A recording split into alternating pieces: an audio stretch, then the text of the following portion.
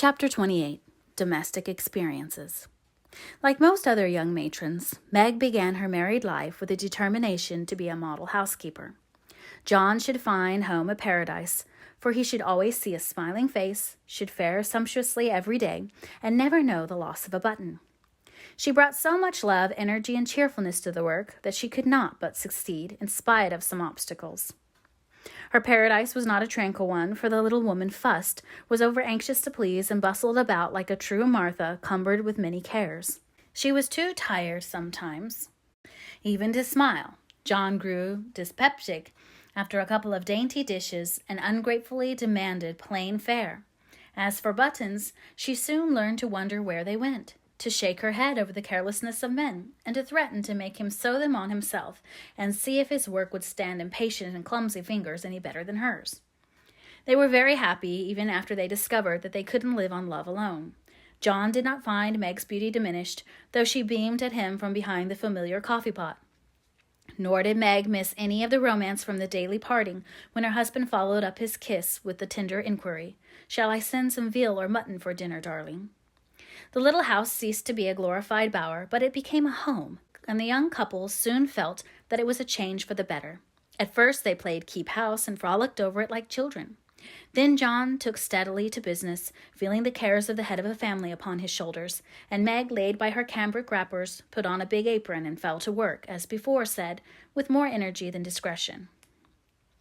While the cooking mania lasted, she went through Mrs. Cornelius's receipt book as if it were a mathematical exercise, working out the problems with patience and care.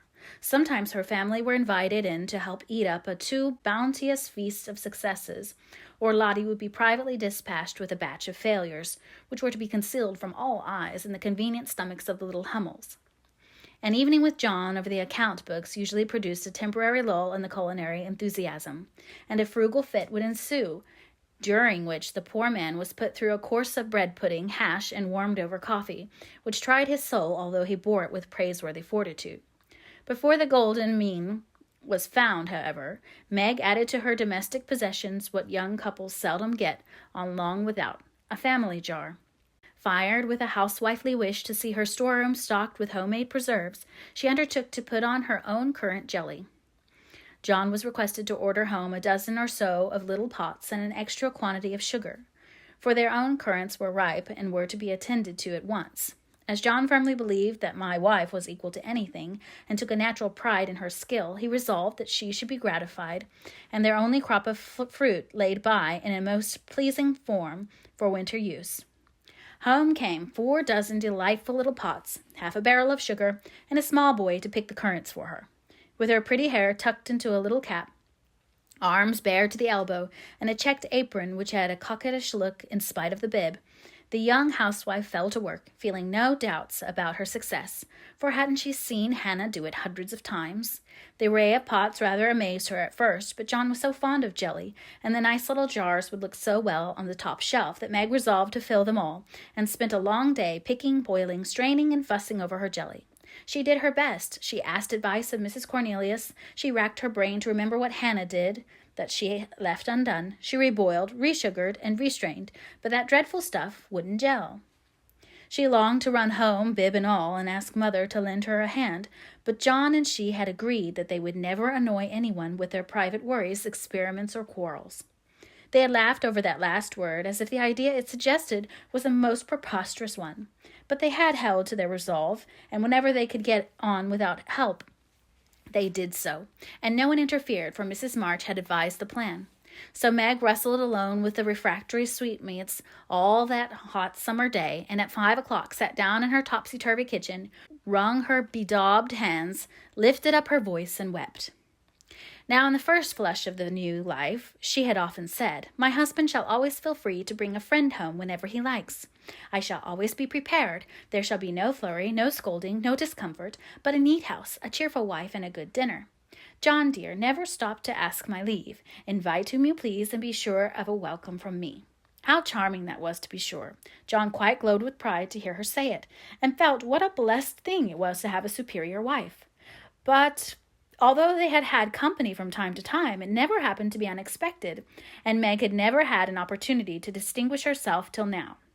It always happens so in this vale of tears. There is an inevitability about such things which we can only wonder at, deplore, and bear as we best can.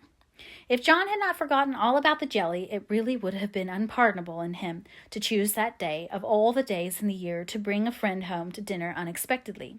Congratulating himself that a handsome repast had been ordered that morning, feeling sure that it would be ready the minute, and indulging in pleasant anticipations of the charming effect it would produce. When his pretty wife came running out to meet him, he escorted his friend to his mansion with the irrepressible satisfaction of a young host and husband. It is a world of disappointments, as John discovered when he reached the Dovecote. The front door usually stood hospitably open. Now it was not only shut, but locked, and yesterday's mud still adorned the steps. The parlor windows were closed and curtained. No picture of the pretty wife sewing on the piazza in white, with a distracting little bow in her hair, or a bright-eyed hostess smiling a shy welcome as she greeted her guest. Nothing of the sort, for not a soul appeared but a sanguinary-looking boy asleep under the currant bushes. "I'm afraid something has happened. Step into the garden, Scott, while I look up Mrs. Brooke," said John, alarmed at the silence and solitude. Round the house he hurried, led by a pungent smell of burned sugar, and Mr. Scott strolled after him with a queer look on his face. He paused discreetly at a distance when Brooke disappeared, but he could both see and hear, and, being a bachelor, enjoyed the prospect mightily. In the kitchen reigned confusion and despair. One edition of jelly was trickled from pot to pot, another lay upon the floor, and a third was burning gaily on the stove. Lottie, with Teutonic phlegm, was calmly eating bread and currant wine, for the jelly was still in a hopelessly liquid state, while Mrs. Brooke, with her apron over her head, sat sobbing dismally. "My dearest girl, what is the matter?" cried John, rushing in, with awful visions of scalded hands, sudden news of affliction, and secret consternation at the thought of the guest in the garden. "Oh, John, I am so tired and hot and cross and worried. I've been at it till I'm all worn out. Do come and help me, or I shall die." And the exhausted housewife cast herself upon his breast, giving him a sweet welcome in every sense of the word, for her pinafore had been baptized at the same time as the floor. "What worries you, dear? Has anything dreadful happened?" asked the anxious John, tenderly kissing the crown of the little cap, which was all askew. "Yes," sobbed Meg despairingly. "Tell me quick, then. Don't cry. I can bear anything better than that. Out with it, love." The jelly won't gel, and I don't know what to do." John Brooke laughed then, as he never dared to laugh afterward, and the derisive Scot smiled involuntarily as he heard the hearty peal, which put the finishing stroke to poor Meg's woe. "Is that all? Fling it out the window and don't bother any more about it. I'll buy you quarts if you want it, but for heaven's sake, don't have hysterics. For I've brought Jack Scott home to dinner, and—" John got no further, for Meg cast him off and clasped her hands with a tragic gesture as she fell into a chair, exclaiming in a tone of mingled indignation, reproach, and dismay, "A man to dinner and everything is in a mess! John Brooke, how could you do such a thing?" "Hush, he's in the garden. I forgot the confounded jelly, but it can't be helped now," said John, surveying the prospect with an anxious eye. "You ought to have sent word or told me this morning, and you ought to have remembered how busy I was," continued Meg petulantly, for even turtle doves will peck when ruffled. "I didn't know it this morning, and there was no time to send word, for I met him on the way out. I never thought of asking leave, when you have always told me to do as I liked. I never tried it before, and hang me if I'll ever do it again," added John with an aggrieved air. "I should hope not. Take him away at once. I can't see him, and there isn't any dinner." "Well, I like that. Where's the beef and vegetables I sent home, and the pudding you promised?" cried John, rushing to the larder. "I hadn't time to cook anything. I meant to dine at Mother's. I'm sorry, but I was so busy," and Meg's tears began again. John was a mild man, but he was human, and after a long day's work to come home tired, hungry, and hopeful, to find a chaotic house, an empty table, and a cross wife was not exactly conducive to repose of mind or manner. He restrained himself, however, and the little squall would have blown over, but for one unlucky word. "It's a scrape, I acknowledge. But if you will lend a hand, we'll pull through and have a good time yet. Don't cry, dear, but just exert yourself a bit and fix us up something to eat. We're both as hungry as hunters, so we shan't mind what it is. Give us the cold meat and bread and cheese. We won't ask for jelly." He meant it to be a good-natured joke, but that one word sealed his fate.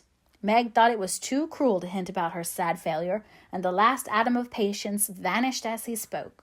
"You must get yourself out of the scrape as you can. I'm too used up to exert myself for anyone. It's like a man to propose a bone and vulgar bread and cheese for company. I won't have anything of the sort in my house. Take that Scott up to Mother's and tell him I'm away, sick, dead, anything.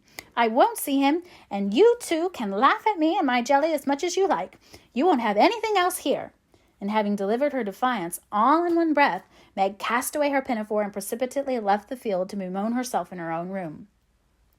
What those two creatures did in her absence she never knew, but Mr. Scott was not taken up to Mother's, and when Meg descended after they had strolled away together, she found traces of a promiscuous lunch which filled her with horror. Lottie reported that they had eaten a much and greatly laughed, and the master bid her throw away all the sweet stuff and hide the pots. Meg longed to go and tell Mother, but a sense of shame at her own shortcomings of loyalty to John, who might be cruel but nobody should know it, restrained her, and after a summary cleaning up, she dressed herself prettily and sat down to wait for John to come and be forgiven. Unfortunately, John didn't come, not seeing the matter in that light. He had carried it off as a good joke with Scott, excused his little wife as well as he could, and played the host so hospitably that his friend enjoyed the impromptu dinner and promised to come again. But John was angry, though he did not show it. He felt that Meg had deserted him in his hour of need. It wasn't fair to tell a man to bring folks home any time with perfect freedom, and when he took you at your word, to flame up and blame him and leave him in the lurch, to be laughed at or pitied. No, by George, it wasn't, and Meg must know it.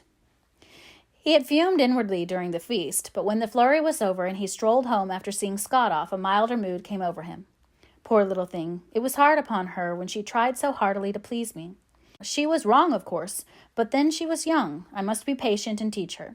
He hoped she had not gone home. He hated gossip and interference. For a minute he was ruffled again at the mere thought of it, and then the fear that Meg would cry herself sick softened his heart and sent him on at a quicker pace, resolving to be calm and kind, but firm, quite firm, and show her where she had failed in her duty to her spouse. Meg likewise resolved to be calm and kind, but firm, and show him his duty. She longed to run to meet him and beg pardon and be kissed and comforted, as she was sure of being, but of course she did nothing of the sort, and when she saw John coming began to hum quite naturally as she rocked and sewed like a lady of leisure in her best parlor. John was a little disappointed not to find a tender Niobe, but feeling that his dignity demanded the first apology, he made none, only came leisurely in and laid himself upon the sofa with a singularly relevant remark. "We are going to have a new moon, my dear." "I have no objection," was Meg's equally soothing remark. A few other topics of general interest were introduced by Mr. Brooke and wet-blanketed by Mrs. Brooke, and conversation languished. John went to one window, unfolded his paper, and wrapped himself in it, figuratively speaking. Meg went to the other window and sewed as if new rosettes for slippers were among the necessaries of life. Neither spoke. Both looked quite calm and firm, and both felt desperately uncomfortable. "Oh dear," thought Meg, "married life is very trying, and does need infinite patience as well as love, as Mother says." The word mother suggested other maternal counsels given long ago, and received with unbelieving protests. "John is a good man, but he has his faults, and you must learn to see and bear with them, remembering your own. He is very decided, but never will be obstinate if you reason kindly, not oppose impatiently. He is very accurate and particular about the truth, a good trait, though you call him fussy. Never deceive him by look or word, Meg, and he will give you the confidence you deserve, the support you need. He has a temper, not like ours, one flash and then all over, but the white, still anger that is seldom stirred, but once kindled is hard to quench. Be careful, be very careful not to wake his anger against yourself, for peace and happiness depend on keeping his respect. Watch yourself, for the first to ask pardon if you both err, and guard against the little piques, misunderstandings, and hasty words that often pave the way for bitter sorrow and regret." These words came back to Meg as she sat sewing in the sunset, especially the last. This was the first serious disagreement. Her own hasty speeches sounded both silly and unkind as she recalled them, for her own anger looked childish now, and thoughts of poor John coming home to such a scene quite melted her heart. She glanced at him with tears in her eyes, but he did not see them. She put down her work and got up, thinking, "I will be the first to say, 'Forgive me.'" But he did not seem to hear her. She went very slowly across the room, for pride was hard to swallow, and stood by him, but he did not turn his head. For a minute she felt as if she really couldn't do it. Then came the thought, "This is the beginning. I'll do my part, and have nothing to reproach myself with." And stooping down, she softly kissed her husband on the forehead. Of course that settled it. The penitent kiss was better than a world of words, and John had her on his knee in a minute, saying tenderly, It was too bad to laugh at the poor little jelly pots. Forgive me, dear, I never will again. But he did, oh bless you, yes, hundreds of times, and so did Meg, both declaring that it was the sweetest jelly they ever made, for family peace was preserved in that little family jar. After this, Meg had Mr. Scott to dinner by special invitation and served him a pleasant feast without a cooked wife for the first course, on which occasion she was so gay and gracious and made everything go off so charmingly that Mr. Scott told John he was a lucky fellow and shook his head over the hardships of bachelorhood all the way home. In the autumn, new trials and experiences came to Meg. Sally Moffat renewed her friendship, was always running out for a dish of gossip at the little house or inviting that poor dear to come in and spend the day at the big house. It was pleasant, for in dull weather Meg often felt lonely. All were busy at home, John absent till nights, and nothing to do but sew or read or potter about. So it naturally fell out that Meg got into the way of gadding and gossiping with her friend. Seeing Sally's pretty things made her long for such and pity herself because she had not got them. Sally was very kind and often offered her the coveted trifles, but Meg declined them, knowing that John wouldn't like it, and then this foolish little woman went and did what John disliked, even worse. She knew her husband's income, and she loved to feel that he trusted her, not only with his happiness, but what some men seem to value more, his money. She knew where it was free to take what she liked, and all he asked was that she should keep account of every penny, pay bills once a month, and remember that she was a poor man's wife. Till now she had done well, been prudent and exact, kept her little account books neatly, and showed them to him monthly without fear. But that autumn the serpent got into Meg's paradise and tempted her like many a modern Eve, not with apples, but with dress. Meg didn't like to be pitied and made to feel poor. It irritated her, but she was ashamed to confess it, and now and then she tried to console herself by buying something pretty, so that Sally needn't think she had to economize. She always felt wicked after it, for the pretty things were seldom necessaries, but then they cost so little, it wasn't worth worrying about, so the trifles increased unconsciously, and in the shopping excursions she was no longer a passive looker-on. But the trifles cost more than one would imagine, and when she cast up her accounts at the end of the month, the sum total rather scared her. John was busy that month and left the bills to her. The next month he was absent, but the third he had a grand quarterly settling up, and Meg never forgot it. A few days before she had done a dreadful thing, and it weighed upon her conscience. Sally had been buying silks, and Meg longed for a new one, just a handsome light one for parties. Her black silk was so common, and thin things for evening wear were only proper for girls. Aunt March usually gave the sisters a present of $25 apiece at New Year's. That was only a month to wait, and here was a lovely violet silk going at a bargain, and she had the money, if she only dared to take it. John always said what was his was hers, but would he think it right to spend not only the prospective 25, but another 25 out of the household fund? That was the question. Sally had urged her to do it, and offered to lend the money, and with the best intentions in life had tempted Meg beyond her strength. In an evil moment, the shopman held up the lovely, shimmering folds and said, "A bargain, I assure you, man." She answered, "I'll take it," and it was cut off and paid for, and Sally had exulted, and she had laughed as if it were a thing of no consequence, and driven away, feeling as if she had stolen something and the police were after her. When she got home, she tried to assuage the pangs of remorse by spreading forth the lovely silk, but it looked less silvery now, didn't become her after all, and the words $50 seemed stamped like a pattern down with each breath. She put it away, but it haunted her, not delightfully as a new dress should, but dreadfully like the ghost of a folly that was not easily laid. When John got out his books that night, Meg's heart sank, and for the first time in her married life she was afraid of her husband. The kind brown eyes looked as if they could be stern, and though he was unusually merry, she fancied he had found her out, but didn't mean to let her know it. The house bills were all paid, the books all in order. John had praised her and was undoing the old pocketbook, which they called the bank, when Meg, knowing that it was quite empty, stopped his hand, saying nervously, "You haven't seen my private expense book yet." John never asked to see it, but she always insisted on his doing so, and used to enjoy his masculine amazement at the queer things women wanted. It made him guess what piping was, demand fiercely the meaning of a hug-me-tight, or wonder how a little thing composed of 3 rosebuds, a bit of velvet, and a pair of strings could possibly be a bonnet and cost $6. That night he looked as if he would like the fun of quizzing her figures and pretending to be horrified at her extravagance, as he often did, being particularly proud of his prudent wife. The little book was brought slowly out and laid down before him. Meg got behind his chair under pretense of smoothing the wrinkles out of his tired forehead, and standing there she said, with her panic increasing with every word, "John, dear, I'm ashamed to show you my book, for I've really been dreadfully extravagant lately. I go about so much, I must have things, you know, and Sally advised me getting it, so I did, and my New Year's money will partly pay for it. But I was so sorry after I had done it, for I knew you'd think it wrong in me." John laughed and drew her round beside him, saying good-humoredly, "Don't go and hide. I won't beat you if you have got a pair of killing boots. I'm rather proud of my wife's feet, and don't mind if she does pay $8 or $9 for her boots, if they are good ones." That had been one of her last trifles, and John's eyes had fallen on it as he spoke. "Oh, what will he say when he comes to the awful $50, thought Meg with a shiver.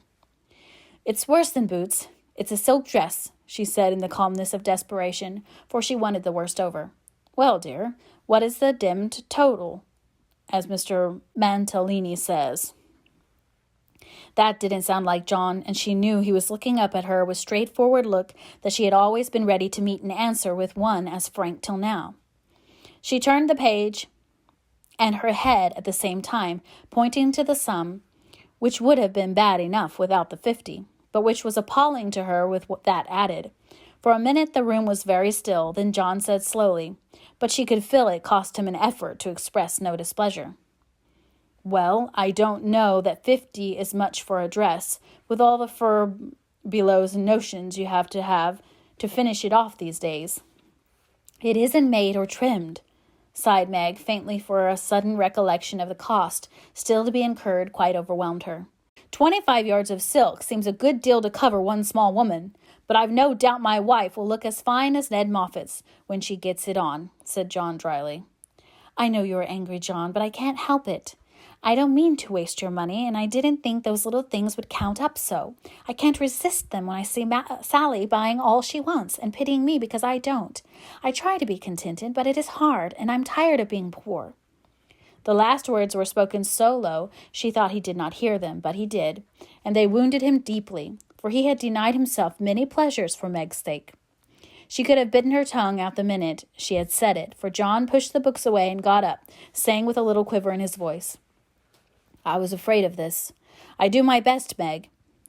If he had scolded her or even shaken her, it would not have broken her heart like those few words. She ran to him and held him closely, crying with repentant tears.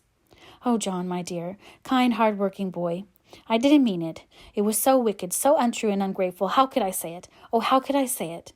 He was very kind, forgave her readily, and did not utter one reproach. But Meg knew that she had done and said a thing which would not be forgotten soon, although he might never allude to it again. She had promised to love him for better or worse, and then she, his wife, had reproached him with his poverty, after spending his earnings recklessly. It was dreadful, and the worst of it was John went on so quietly afterward, just as if nothing had happened, except that he stayed in town later and worked at night when she had gone to cry herself to sleep.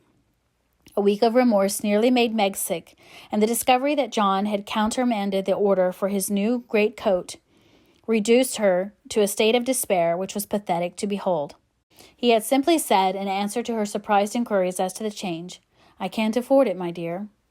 Meg said no more, but a few minutes after he found her in the hall, with her face buried in the old great coat, crying as if her heart would break. They had a long talk that night, and Meg learned to love her husband better for his poverty, because it seemed to have made a man of him, given him the strength and courage to fight his own way, and taught him a tender patience with which to bear and comfort the natural longings and failures of those he loved. Next day she put her pride in her pocket, went to Sally, told the truth, and asked her to buy the silk as a favor. The good-natured Mrs. Moffat willingly did so, and had the delicacy not to make her a present of it immediately afterward. Then Meg ordered home the great coat, and when John arrived she put it on, and asked him how he liked her new silk gown. One can imagine what answer he made, how he received his present, and what a blissful state of things ensued. John came home early, Meg gadded no more, and that great coat was put on in the morning by a very happy husband and taken off at night by a most devoted little wife. So the year rolled round, and at midsummer there came to Meg a new experience, the deepest and tenderest of a woman's life. Laurie came sneaking into the kitchen of the Dovecote one Saturday with an excited face and was received with the clash of cymbals, for Hannah clapped her hands with a saucepan in one and the cover in the other. "How's the little mama? Where is everybody? Why didn't you tell me before I came home?" began Laurie in a loud whisper. "Happy as a queen, the dear. Every soul of 'em is upstairs a-worshippin'.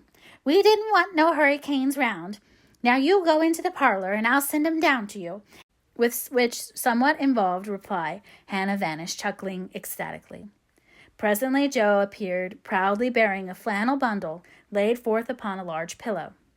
Joe's face was very sober, but her eyes twinkled, and there was an odd sound in her voice of repressed emotion of some sort. "Shut your eyes and hold out your arms," she said invitingly. Laurie backed precipitately into a corner and put his hands behind him with an imploring gesture. "No, thank you, I'd rather not. I shall drop it or smash it as sure as fate." "Then you shan't see your nevy," said Joe decidedly, turning as if to go. I will. Only you must be responsible for damages." And obeying orders, Laurie heroically shut his eyes while something was put into his arms. A peal of laughter from Joe, Amy, Mrs. March, Hannah, and John caused him to open them the next minute, to find himself invested with 2 babies instead of 1. No wonder they laughed, for the expression of his face was droll enough to convulse a Quaker, as he stood and stared wildly from the unconscious innocents to the hilarious spectators with such dismay that Joe sat down on the floor and screamed. "Twins, by Jupiter," was all he said for a minute. Then turning to the women with an appealing look that was comically piteous, he added, "Take 'em quick, somebody. I'm going to laugh, and I shall drop 'em." Joe rescued his babies and marched up and down, with one in each arm, as if already initiated into the mysteries of baby tending, while Laurie laughed till the tears ran down his cheeks. "It's the best joke of the season, isn't it? I wouldn't have told you, for I set my heart on surprising you, and I flatter myself I've done it," said Joe when she caught her breath. "I never was more staggered in my life. Isn't it fun?" "Are they boys? What are you going to name them? Let's have another look. Hold me up, Joe, for upon my life, it's one too many for me," returned Laurie, regarding the infants with the air of a big, benevolent Newfoundland, looking at a pair of infantile kittens. "Boy and girl, aren't they beauties?" said the proud papa, beaming upon the little red squirmers as if they were unfledged angels. "Most remarkable children I ever saw. Which is which?" And Laurie bent like a well sweep to examine the prodigies. Amy put a blue ribbon on the boy and a pink on the girl. French fashion, so you can always tell. Besides, one has blue eyes and one brown. "Kiss them, Uncle Teddy," said wicked Joe. "I'm afraid they mightn't like it," began Laurie with an unusual timidity in such matters. "Of course they will. They are used to it now." "Do it this minute, sir," commanded Joe, fearing he might propose a proxy.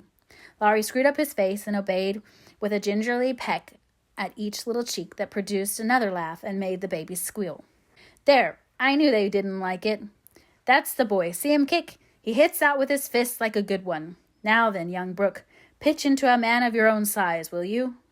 cried Laurie, delighted with a poke in the face from a tiny fist flapping aimlessly about. "He's to be named John Lawrence, and the girl Margaret, after mother and grandmother. We shall call her Daisy, so as not to have 2 Megs, and I suppose the Manny will be Jack, unless we find a better name," said Amy with ant-like interest. "Name him Dimmy John, and call him Dimmy for short," said Laurie. "Daisy and Dimmy, just the thing. I knew Teddy would do it," cried Joe, clapping her hands.